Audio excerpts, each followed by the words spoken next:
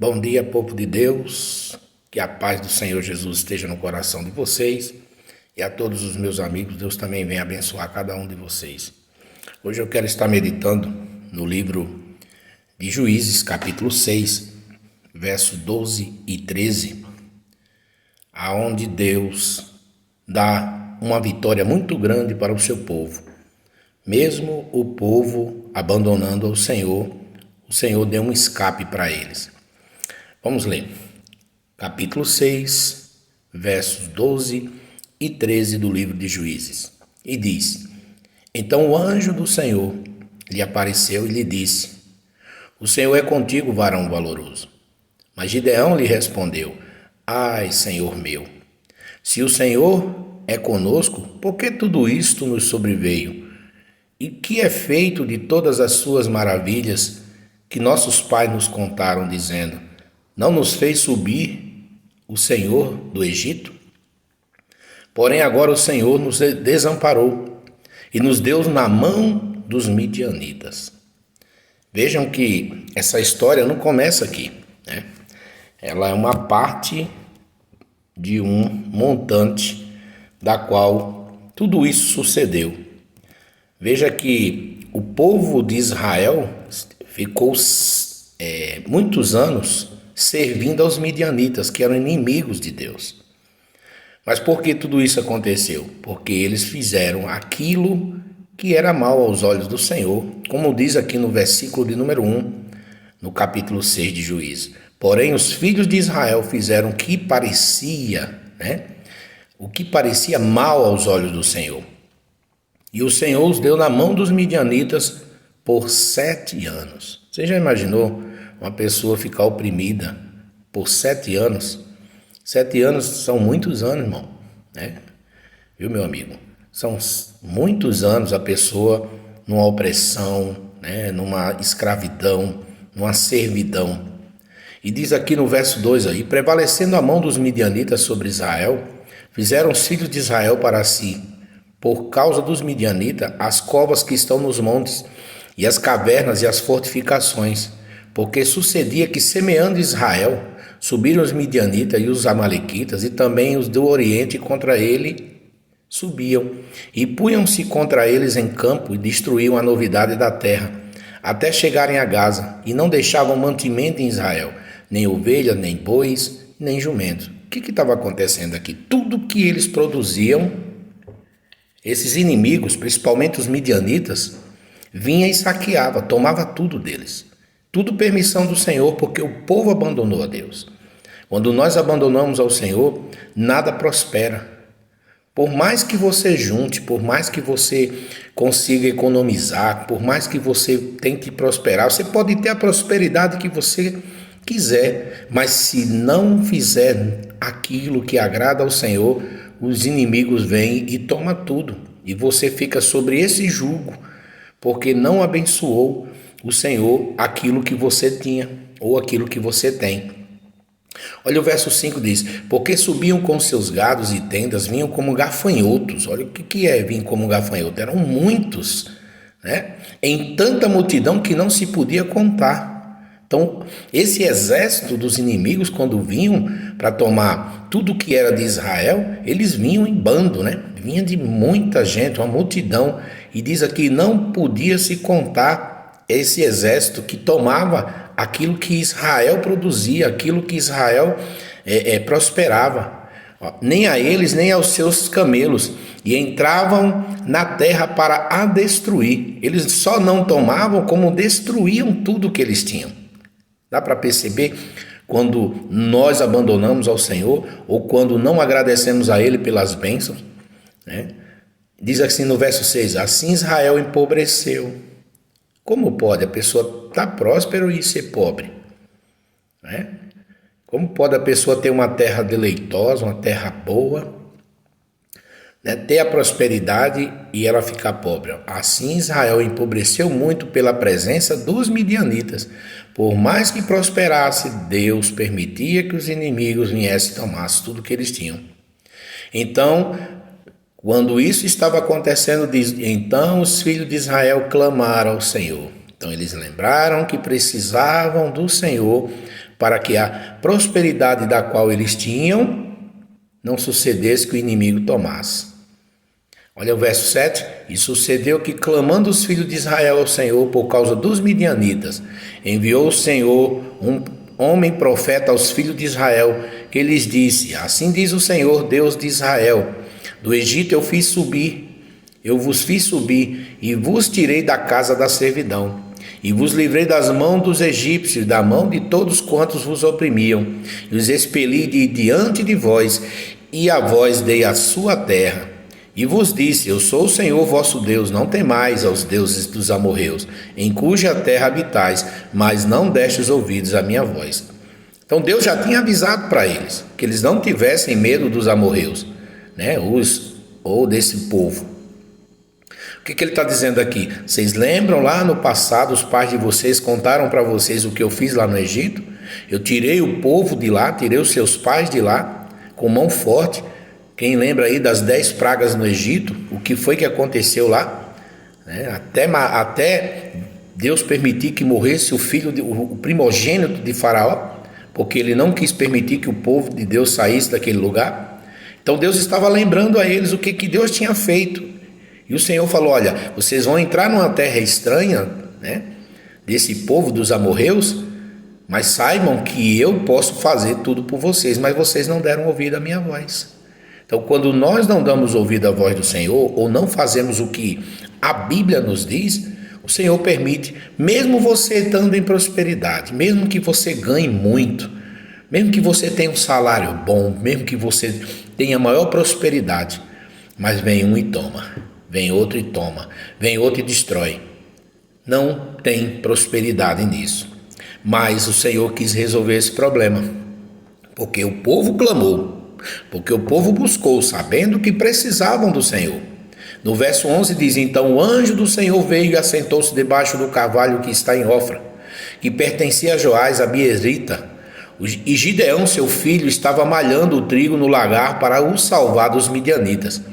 Então até Gideão, da qual Deus iria chamá-lo para uma grande obra, ele também estava guardando, né, o seu trigo, para que o inimigo não tomasse. E vejam que ele estava, se você perceber bem o texto, ele estava colocando o trigo no lugar que não era propício. Ele estava malhando o trigo no lagar. O lagar era para colocar a uva. Ali se fazia o vinho, fazia o suco da uva, não o trigo. Por quê? Ele mudou toda a logística para que ele não perdesse, né? Ele não perdesse a prosperidade, as bênçãos da terra, porque os inimigos vinham e tomavam. Então não adianta você mudar de lugar, não adianta você mudar os seus pensamentos naquilo que você quer de estratégia. Se o Senhor não tiver no propósito, não adianta nada. Veja que ele tentou guardar uma pequena porção daquilo que ele conquistou no lugar que não era devido, para tentar superar aquela situação. Mas o Senhor fala assim: olha, para nós superarmos qualquer situação, se ele não tiver na frente, se Deus não for conosco, nós não vamos prosperar, não vamos ser abençoados. Mas o Senhor teve misericórdia, que diz aqui no verso 12: então o anjo do Senhor lhe apareceu e lhe disse: o Senhor é contigo, varão valoroso. Fala assim com Gideão, esse que estava mudando toda a logística, querendo fazer a mudança por si próprio, né? No verso 13 diz: mas Gideão lhe respondeu: ai, meu Senhor, se o Senhor é conosco, por que tudo isso nos sobreveio?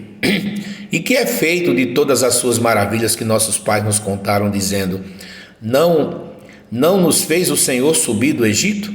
Porém agora o Senhor nos desamparou e nos deu na mão dos midianitas. Vejam que o Senhor, querendo dar a solução, usar Gideão, dizendo que ele era um homem valoroso, um homem que podia usar sua fé, né, mudar toda aquela situação. Mas ele diz: Senhor, como assim? Ele fala: como pode ser assim? Como é que tu estás conosco, né, se tudo isso está acontecendo? O Senhor fala que ajudou nossos pais, que o Senhor tirou nossos pais lá do Egito. Mas por que está acontecendo tudo isso? Se o Senhor é tão forte assim? Se o Senhor é Deus poderoso, por que que os midianitas conseguem tomar tudo que é nosso? Verso 14, então o Senhor olhou para ele e disse: vai nessa tua força e livrarás a Israel das mãos dos midianitas. Porventura não te enviei eu? Olha só. Então ele estava colocando uma situação, dizendo: Deus, se tu é Deus mesmo, por que que os midianitas fazem isso conosco? Como assim? Aí o Senhor, então tá bom. Então vai tu nessa tua força e tu vai livrar Israel das mãos dos midianitas. Eu não escolhi você? O que é que ele disse? E ele lhe disse: ai, Senhor meu, com que livrarei a Israel? Eis que o meu milheiro é o mais pobre em Manassés, e eu o menor da casa de meu pai. O que é que ele quis dizer aqui, irmãos? Olha, muitas vezes Deus te escolheu, né, para mudar essa situação, né, que você está prosperando, mas não vê resultado. Deus diz: eu quero mudar essa situação, eu quero te usar para isso. Só que quando Deus fala conosco, nós dizemos: ah, mas eu não tenho condição, eu sou o mais pobre, eu sou o menor da casa do meu pai. Quando ele falou o menor da casa do pai dele aqui, é que ele era o mais novo, e geralmente um filho mais velho é quem tomava conta da casa, era o que tomava a frente das coisas. E Deus disse: não, eu quero o menor. Deus está escolhendo o menor, meu querido. Deus está escolhendo você, né, para que você faça essa diferença. Glória a Deus. Deus quer fazer a diferença através da sua vida, usar a tua fé. Glória a Deus, que você coloque essa fé para fora aí e Deus manifeste através da sua fé. Glória a Deus. Olha aqui no verso 16. E o Senhor lhe diz: porquanto eu hei de ser contigo, tu ferirás aos midianitas como se fosse um só homem. Então Deus está dando uma condição para ele, meu irmão, dizendo assim: olha, não tenha medo. Você está vendo essa multidão de adversários, de inimigos que estão vindo? Eu vou fazer com que isso se torne como um só homem. Você lutar cara a cara com uma pessoa só, porque eu sou contigo. Olha o que é que ele diz no verso de número 17. E ele lhe disse: se agora tenho achado graça aos teus olhos, dá-me um sinal de que és o que fala comigo. Ele queria um sinal. Então tá bom. Olha lá no verso 18: rogo-te que daqui ti não apartes, até que eu venha a ti e traga o meu presente e o ponha perante ti. E disse: eu esperarei até que voltes. Ele disse: espera um pouco, eu quero saber se realmente tu é comigo. Gideão falou isso. Se essa palavra é para mim mesmo, então eu quero um sinal. Então peraí que eu vou ali, né? Eu vou trazer um presente para você que está aí dizendo, o anjo que estava lá, e vou colocar diante de ti esse presente. E o anjo do Senhor disse para ele: tá bom, eu espero que você volte. Porque tem pessoas às vezes que diz que tem fé, né? Tem pessoas que dizem: não, eu vou fazer, espera um pouco aí que eu vou, e depois não volta. Mas o anjo disse: eu vou esperar até que você volte. O Senhor está esperando por você. Quando é que você vai voltar? Quando é que você vai começar essa peleja, essa batalha para mudar essa situação? Você está esperando um monte de coisa ser mudada, mas o Senhor quer fazer a mudança através de você primeiro. Primeiro é em você que tem que acontecer a mudança, para que as outras coisas comecem a mudar, a modificar. No verso 19 diz: entrou Gideão e preparou um cabrito e bolos asmos de um éfa de farinha. A carne pôs num açafate e o caldo pôs numa panela, e trouxe-lhe até debaixo do carvalho e apresentou para o anjo. Verso 20: porém o anjo de Deus lhe disse: toma a carne e os bolos asmos e põe-nos sobre esta penha e verte o caldo. E assim o fez. E o anjo do Senhor estendeu a ponta do cajado que estava na sua mão e tocou a carne e os bolos asmos. Então subiu o fogo da penha e consumiu a carne e os bolos asmos, e o anjo do Senhor desapareceu dos seus olhos. Oh, glória! Então aqui foi mais uma prova da qual Gideão pediu. Ele pediu um sinal: quero saber se o Senhor está comigo. Ele achou que o anjo ia comer tudo aquilo. Ele trouxe o presente dele. O anjo tocou com um cajado em tudo aquilo. Subiu o fogo da penha. A penha é uma pedra. Aquela pedra consumiu a carne e os bolos que ele trouxe, e no instante que ele estava vendo tudo aquilo, o anjo desapareceu de frente dele. Aquilo era um sinal de que o Senhor falou: olha, se eu fiz isso com essa comida que você me trouxe, imagina o que eu não posso fazer por aquilo que você me pedir. Glória a Deus. Ofereça ao Senhor o melhor, assim como Gideão fez. Ele pediu um sinal da parte de Deus, se Deus era com ele. E Deus mostrou, louvado seja Deus, que o Senhor é com ele, o Senhor é com você, o Senhor é conosco, o Senhor é comigo. Glória a Deus. Tome posse dessa palavra.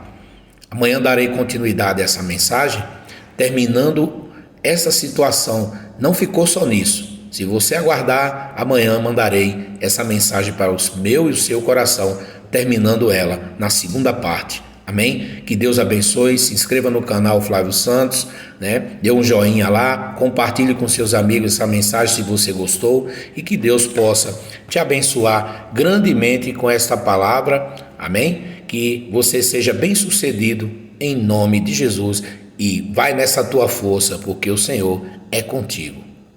Glória a Deus.